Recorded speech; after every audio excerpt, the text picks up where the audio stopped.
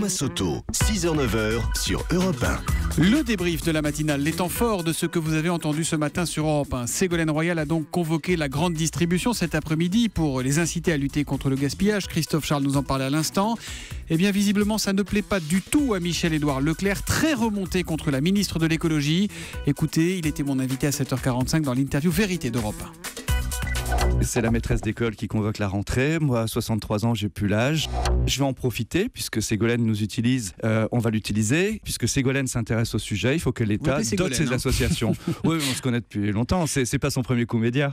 Ségolène Royal donc dénonce les produits javellisés dans les bennes à ordures. Ça se fait encore, ça arrive encore ou pas ? Elle a raison de demander que ça se fasse plus, et elle va gagner, puisque ça ne se fait plus. La cause est bonne, donc c'est vrai que dans un premier temps, mes collaborateurs, on s'est dit non, mais qu'est-ce qu'elle va nous faire la Madone du Poitou ? On suivra cette réunion tout à l'heure avec Ségolène Royal, avec qui vous êtes assez dur quand même ce matin. Ouais, elle nous pompe un peu les politiques.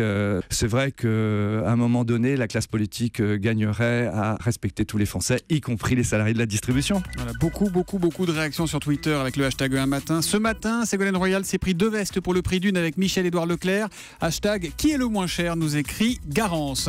François de Rugy claque la porte d'Europe Écologie Les Verts. Écoutez la réaction de Danny Cohn-Bendit, le père fondateur de ce parti. L'humeur de Danny, c'était à 8h-5 sur Europe 1. Ils ont tous participé à détruire ce qu'on avait créé avec Europe Écologie. Quel énorme gâchis, un gâchis incroyable. Et donc, je suis triste parce que quand vous avez rêvé d'un bébé extraordinaire et que vous apercevez que ce bébé, je dis pas que c'est un monstre, mais c'est quand même quelque chose qui ne vous plaît plus du tout, eh bien voilà, vous vous dites, oh là là, où est chercher l'erreur ? Bravo Daniel, vous avez toujours su dire la vérité, il y a du Voltaire en vous, s'emballe Inno Mental. Je le comprends, quand les écolos feront de l'écologie, les gens se reconnaîtront en eux. Complète Gia Wall, toujours sur Twitter avec le hashtag un matin. Jean-Marie Le Pen a donc été exclu du Front National. Pourtant, c'est encore lui qui finance le parti. Écoutez les révélations d'Antonin André, chef du service politique d'Europe 1. C'était dans le journal de 8h. C'est lui qui tient la caisse des campagnes électorales. L'information, c'est que Jean-Marie Le Pen a permis de débloquer entre 7 et 8 millions d'euros. 7 et 8 millions d'euros pour les 13 têtes de liste. 350 000 euros pour la Normandie, 1 million pour l'Île-de-France. Ce qui, pour certains des dirigeants du FN qui le pensent sans le dire, rend injuste son exclusion.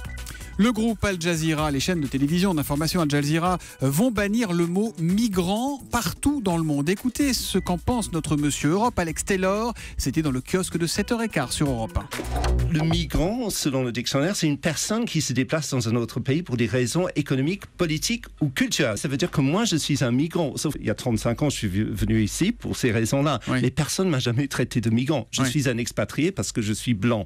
Donc ça dépend un tout petit peu des nuances, etc. Alors, tous ces termes connotés, moi je propose une solution radicale. J'ai fouillé dans le dictionnaire, j'ai trouvé un mot qui marche très bien dans toutes les langues, c'est être humain, human, humano, humani, ça marche dans toutes les langues, donc être humain, c'est parfait. Alex Taylor, que l'on retrouve tous les matins dans le kiosque d'Europe 1, où l'on parle également politique, économie et innovation. Et puis les images des 2 journalistes abattus en direct à la télévision aux États-Unis ont choqué la planète entière, y compris Raphaël Enthoven. La morale de l'info, c'est tous les matins à 7h25 sur Europe 1. Ce qui est dément dans cette histoire, c'est qu'on a vu mourir une femme qui s'est vue mourir elle-même. On a vu ce qu'elle a vécu. On a littéralement vécu sa mort. Aucun des milliers de spectateurs n'a eu le temps de détourner le regard. Je veux dire, personne n'était prévenu. Et le résultat, c'est que jamais nous n'avons eu autant le sentiment que la mort n'arrivait pas qu'aux autres. Jamais la mort n'a été si près de nous. Et la morale de l'info alors ? Écoutez, la morale de l'info, pardon du jeu de mots, mais j'ai tendance à dire que le pire ennemi d'un média, c'est l'immédiat. Et voilà de quoi réfléchir. Raphaël Enthoven, tous les matins à 7h25, la morale de l'info sur Europe 1. Vous réagissez à cette matinale avec le hashtag un matin sur europe1.fr ou sur notre page Facebook. Voilà Julie. Moi je réagis, c'était très bien. Oh, vous êtes gentil. Voilà.